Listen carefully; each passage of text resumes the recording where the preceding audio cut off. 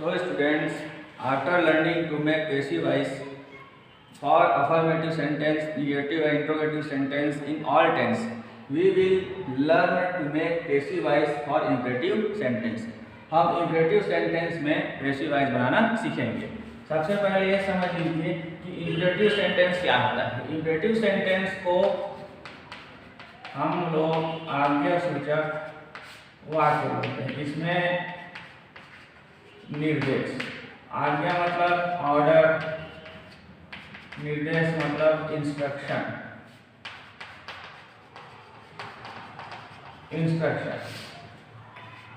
Order आदेश,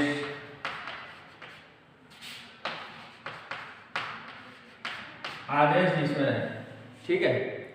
आज्ञा सूचक मतलब ऑर्डर हो गया और निर्देश मतलब इंस्ट्रक्शन, मतलब जिस सेंटेंस में इंस्ट्रक्शन दिया जाए, ऑर्डर दिया जाए, आज्ञा दी जाए, परमिशन दिया जाए। आज्ञा को हम बोलते हैं परमिशन और आदेश को ऑर्डर, ठीक है। अब ये क्लियर हो गया है। आदेश मतलब ऑर्डर, आज्ञा मतलब परमिशन और इंस्ट्रक्शन मतलब निर्देश। तो ये ऐसे जो भाव होते हैं, ऐसे जो सेंस होते हैं, उसको उससे जिस प्रकार का मतलब भाव निकलेगा उसी को हम क्या कहेंगे, इंपरेटिव सेंटेंस कहेंगे। जैसे write a letter, write a letter, यहाँ देखिए पत्र लिखिए। यहाँ पर हम एक प्रकार से क्या कर रहे हैं, ऑर्डर दे रहे हैं, ठीक है। परमिशन कहने का मतलब परमिशन कहने का मतलब है pluck your flower, pluck your flower, अपने फूल को आप तोड़ लीजिए, ठीक है। इंस्ट्रक्शन दे रहे हैं, जैसे right, neat and clean.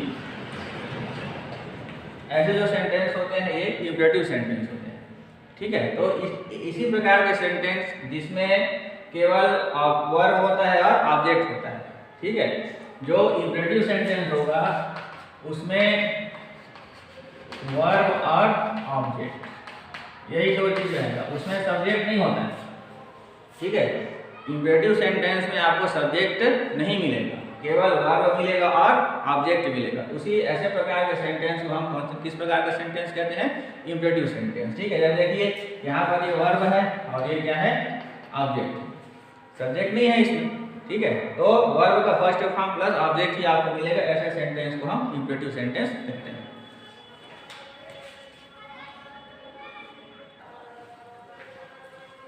So imperative sentence हम देखते हैं, जैसे कि अफर्मेटिव टाइप का जैसे रहेगा इंपरेटिव सेंटेंस, तो उसके बनाने के लिए आपको लेट, ऑब्जेक्ट, बी, वर्ब का थर्ड फॉर्म, ये आपको लिखना, ये उसका स्ट्रक्चर है इंपरेटिव सेंटेंस, ठीक है। जैसे यहाँ मैं लिख रहा हूँ राइट अ लेटर, ठीक है। राइट अ लेटर लिखा, यहाँ पर वर्ब है, यहाँ पर ऑब्जेक्ट है। अब आप इसको पेसिव बनाना है, ये एक्टिव में है, इसको आप पेसिव बनाओगे तो सबसे पहले स्ट्रक्चर के अकॉर्डिंग आप लिखेंगे पहले लेट, उसके बाद अ लेटर, ये ऑब्जेक्ट हो गया, लेट हो गया, फिर आप लिखेंगे बी, फिर वर्ब का थर्ड फॉर्म क्या आ जाएगा, ठीक है। लेट और लेटर बी रिटर्न, ठीक है। दूसरा, ये पहला सेंटेंस हो गया। दूसरा देखते हैं इसी में, clean your teeth, clean your teeth. तो यहाँ पर भी ऐसे पहले लेट लिखेंगे, let your teeth B clean, ठीक है। ये इस प्रकार। थर्ड है इसी में वॉश क्लॉथ्स, वॉश क्लॉथ्स, यहाँ पर ऑलरेडी वर्ब का यूज यहाँ पर नहीं किया जाता है। Let clothes be washed. ठीक है, तो यहाँ पर इसी स्ट्रक्चर का यूज करते हुए आपको आगे बनाना है। जैसे यहाँ पर राइट अ लेटर लिखा है, तो ये डोंट राइट अ लेटर भी हो सकता है। ठीक है, तो उसके लिए आगे स्ट्रक्चर मैं बताऊंगा, उसके हिसाब से आप उसको बनाएंगे। ठीक है, तो लेट ऑब्जेक्ट बी वर्ब का थर्ड फॉर्म, ये इंपरेटिव सेंटेंस के लिए स्ट्रक्चर बनेगा, जिससे आपको उसको एक्टिव से पैसिव में चेंज करना है। ये एग्जाम में डेफिनेटली आपको पूछा ही जाएगा।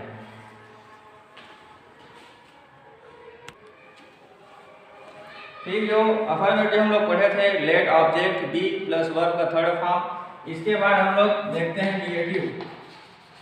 निगेटिव में जैसे सेंटेंस रहेगा डोंट राइट अ लेटर, ऐसा अगर दे दिया और उसको कहता है कि आप इसको पैसिव बनाइए, तो उसके लिए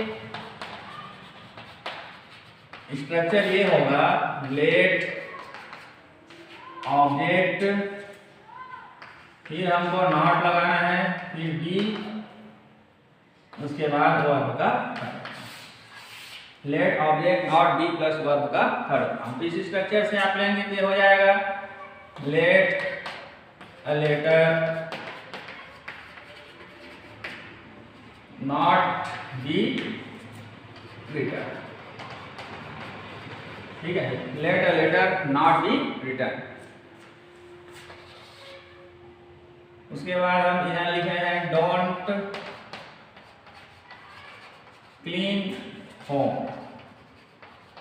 डोंट क्लीन होम, इसका हो जाएगा let home not be clean. ठीक है, फिर थर्ड है इसी में don't say false, don't say false, तो यहाँ लिखेंगे let false not be said.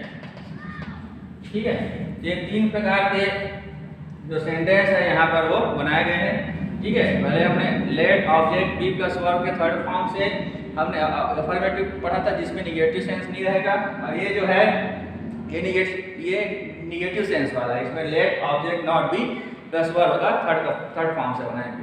केवल यहाँ पर नॉट लगा है और कुछ भी नहीं लगा, इसमें नॉट को ऑब्जेक्ट के बाद लगाया जाएगा। ठीक है, इसको आपको ध्यान रखना है।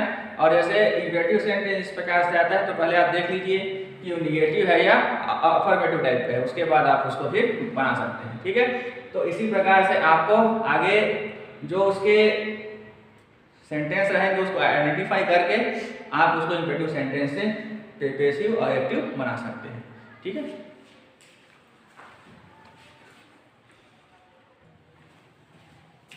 so students, after learning to make passive in imperative sentence, we will learn do as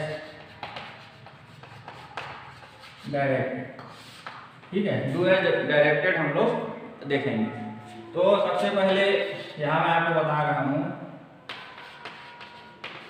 don't write knowledge passive, इसको आपको क्या बदलना है, पैसिव बदलना है। देखिए डोंट जहाँ लिखेंगे तो यहाँ पर आई भी लग सकता है, लेकिन यहाँ सब्जेक्ट नहीं है, इसलिए इंपरेटिव होगा। तो सबसे पहले आप लगाएंगे लेट, फिर ऑब्जेक्ट लगाएंगे नॉलेज नॉट बी रिटर्न। ठीक है, let novel not be return. दूसरा सेंटेंस यहाँ लिखेंगे don't pay fees, don't pay fees, तो ये हो जाएगा let fees not be paid. फिर है यहाँ पर हम लिख सकते हैं ड्राइव अ कार स्लोली। ठीक है, ड्राइव अ कार स्लोली, तो इसका हो जाएगा लेट कार बी ड्रिवन इसको भी जैसे कोई अदर वर्ड्स आ जाते हैं तो उसको आपको हमेशा लास्ट में लिखना है।